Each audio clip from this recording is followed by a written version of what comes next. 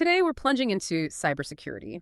Specifically, we're asking, how do enterprises actually build proactive strategies, not just react, but get ahead of the game in a world that's constantly changing? We've got some really fascinating sources in front of us, insights on the psychology of human error, the latest UK government breach survey, plus intel from the NSA, CISA, IBM, really digging into misconfigurations and threats. Our mission, to arm you with the knowledge to anticipate and prevent cyber threats. Because as we'll unpack, it's way more than just patching. It's about understanding people and building resilience right from the start. Exactly. And what's so interesting is how all these different sources, government stats, psych reports, they all point to the same thing. Cybersecurity isn't just tech. It's fundamentally human. We're going to connect those dots, between those small individual mistakes we all might make and the big picture strategies organizations need. Which brings up a key question right away. If human error is, well, everywhere, how do companies shift from blame to actually empowering people as like a key line of defense? Let's get into that. Okay, let's unpack that human element first. The data is pretty stark, isn't it? One report says human error is behind a massive 88% of data breaches. 88%. Yeah.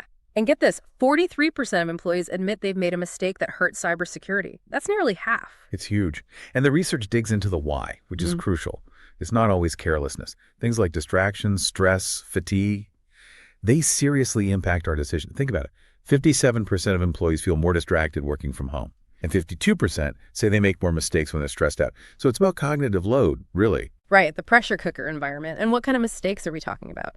Clicking phishing emails is a big one, obviously. 1 in 4 workers have done it. Tech and finance sectors seem particularly vulnerable there, around 47%. Yeah, those numbers are high. And then there's the classic oops email, sending something sensitive to the wrong person.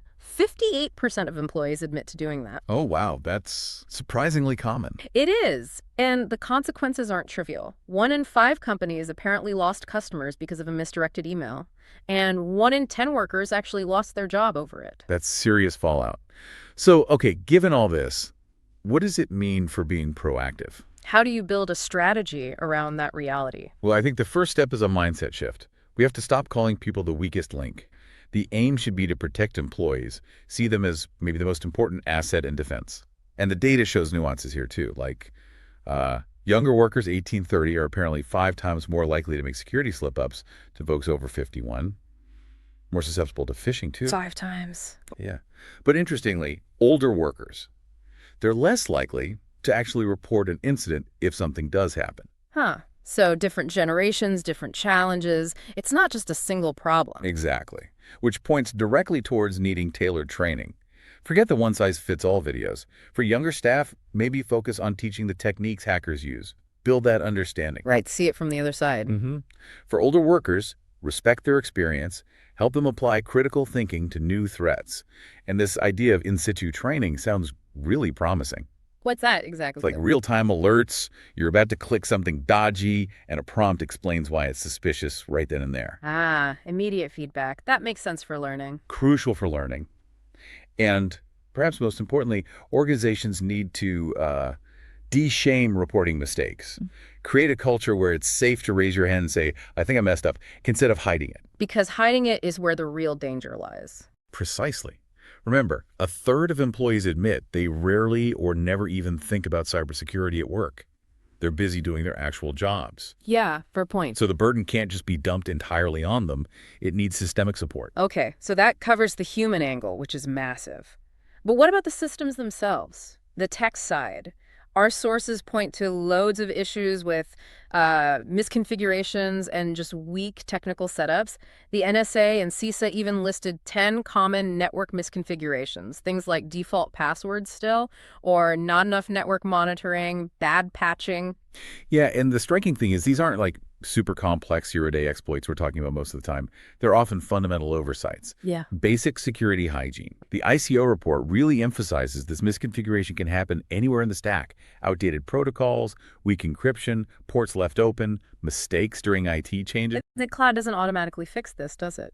No, absolutely not. Security in the cloud is very much a shared responsibility.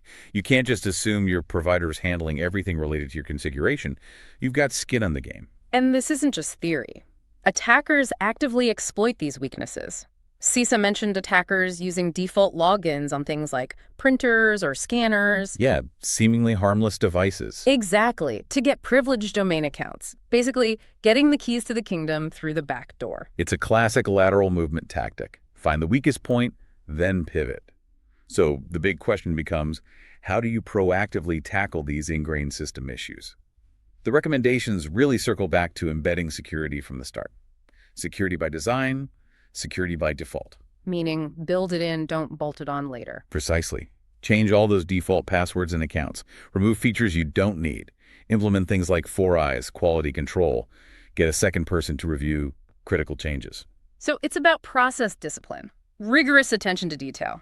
Yes, and automation helps massively here too. Automate repetitive configuration tasks to cut down on human error.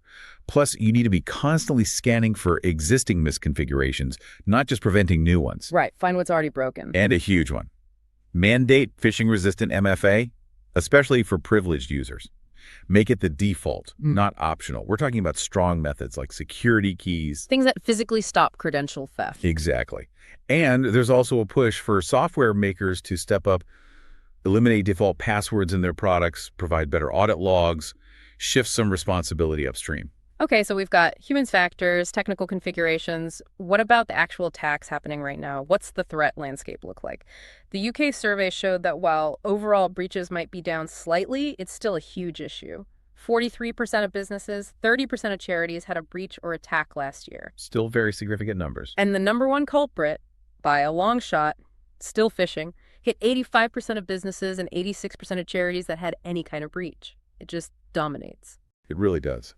And that connects directly to what IBM found. Phishing is the top way attackers get initial access, responsible for 41% of incidents they tracked. What's worrying is how it's evolving. Phishing kits, the tools attackers use, are apparently lasting longer now.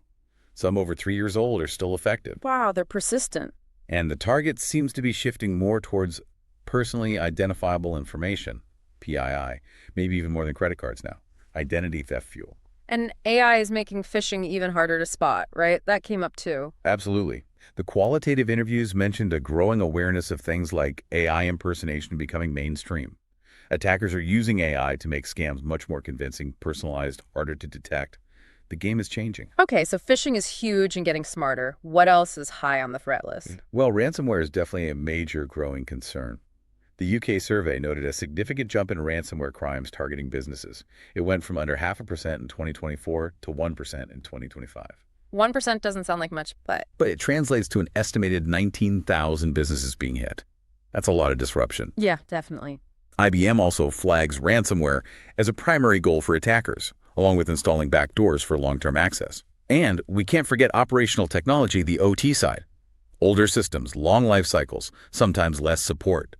Vulnerabilities persist. Things like WannaCry are still out there causing problems. And that link between IT and OT. That lack of proper segmentation between the business network, IT, and the industrial controls, OT, is a huge risk. It's a pathway attackers love to exploit. Okay, so threats are varied, persistent, evolving. How do organizations actually build that proactive shield? What are the core strategies? One thing that keeps coming up is board involvement and governance. But there seems to be a gap. Like 70% of large UK businesses have a formal strategy. Great. But less than a third of all businesses have a board member specifically responsible for cyber. Right.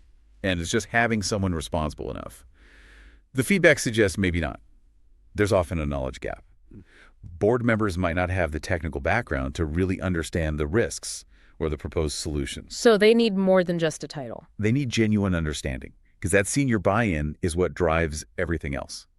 Budgets get approved, directives get followed, security becomes a real priority, not just, an IT department issue. What about getting help from outside? Are companies using official guidance? It seems. Not as much as you'd hope. Only 1% of businesses, 2% of charities even mentioned the NCA, the UK's National Cybersecurity Center, by name as a source. Really? That low? Yeah. Most rely on external consultants or their IT providers. Now, almost half did make changes after seeing government guidance generally. Okay, so it has some impact. It does, but awareness of specific key programs like Cyber Aware or the 10 Steps guidance is actually declining. That's counterintuitive. It suggests the official advice isn't cutting through the noise effectively, especially for smaller businesses who just want simple, clear step-by-step help. And another big area that seems overlooked is supplier risk, the supply chain. Oh, absolutely. A Yeah. major blind spot. Very few organizations are formally checking the cybersecurity of their suppliers. Only 14% of businesses, 9% of charities for their immediate suppliers. That's tiny. It is. Many just assume bigger suppliers are secure, or they only look into it after something bad nearly happens. A near-miss approach. Which isn't proactive at all. You have to realize your digital footprint extends to your whole supply chain, cloud services, web platforms, everything. Your security depends on theirs. Cyber insurance plays an interesting role here too, doesn't it? It's not just about payouts. Exactly. Cost is still a barrier for many abilities. 34% say it's not a budget priority, and lack of awareness is also high, 37%. But some insurers are now actively offering advice, encouraging better practices as part of the deal. So it can act as a driver for improvement beyond just being a safety net. So thinking strategically, IBM and CISA had some core recommendations. What were those? Yeah, they offered a kind of framework for proactive defense. First, manage your assets, know what you have, know what's critical. Step 1, know thyself. Pretty much. Second, know your adversary, understand who's likely to target you and how. Third, manage visibility. Make sure you can actually see what's happening on your network with good data and alerts. See the attack coming, ideally. Right. Fourth, act on intelligence, use threat intel proactively across the board. Fifth, be prepared, have solid, tested incident response plans. Tested being the key word there. Absolutely. And finally, maybe the most crucial mindset shift. Challenge assumptions. Assume you are already compromised. Do threat hunting, pen testing. Be proactively skeptical. Assume breach. That's a fundamental shift for many. It really is. But it's vital for true proactivity. Okay, but even with the best proactive measures, incidents still happen. How are companies actually handling response? Internal reporting seems common. 76% of businesses, 80% of charities tell senior management. That's good. Yes, internal awareness seems relatively high. But reporting it outside the organization, much less common. Only 39% of businesses, 33% of charities reported their worst breach externally. And often, externally just means telling their IT provider, not necessarily regulators or law enforcement. Why not? What's the main reason? The most common reason given was they didn't think the breach was significant enough. 72% of businesses, 81% of charities said that. Which might show a disconnect in understanding impact, maybe. Potentially, yes. Yeah. Or maybe just focusing inward. Many smaller orgs, especially, lack formal incident response plans altogether. They rely on their IT service provider or just, figure it out as they go. Budget and expertise are big hurdles. That sounds like learning cybersecurity the hard way. It often is. The goal is definitely to move beyond that reactive scramble. Larger organizations are generally better prepared. 75% of large businesses have formal IR plans. They test them more, run simulations. We are seeing progress in smaller businesses too, though more are implementing basic IR measures compared to last year. So the needle is moving, albeit slowly. And the really tough question, paying ransoms. What's the policy landscape like? It's mixed. About half of businesses, 52%, and a bit over a third of charities, 38%, say they have a policy not to pay.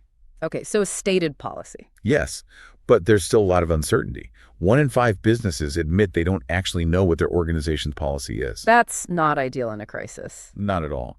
And interestingly, the interviews suggest that even with insurance, the cost benefit often leans against paying. Companies are finding it makes more sense to invest in strong defenses and recovery capabilities beforehand than to rely on insurance payouts and potentially still face huge disruption after paying a ransom. Right, the proactive investment pays off compared to the reactive cost. That seems to be the growing realization. So as we wrap up this deep dive, it really feels like building proactive cybersecurity isn't just like a project you finish. It's this continuous process touching everything. From how you train and protect your people, seeing them as assets, not liabilities, to meticulously managing technical setups, avoiding those common misconfigurations, and constantly scanning the horizon for new threats like AI phishing or ransomware tactics. Absolutely. We've seen success relies on a whole package. Genuine board engagement, building security in from the start, watching that supply chain risk, having robust incident response plans that you actually practice. It means knowing your assets, knowing your enemy, using intelligence actively, and always assuming you might already be compromised. It's about building a culture of constant learning and vigilance. So, thinking about all this, what really jumps out to you, the listener? Consider your own work, maybe even just your personal digital habits. How does understanding the psychology behind errors, or how common simple misconfigurations are, change how you think about staying secure? Maybe the best proactive strategy isn't just about higher walls, but about really understanding the whole digital environment, the people, the tech, the threats from the inside out. What will you explore next? For the latest tech insights, visit em360tech.com.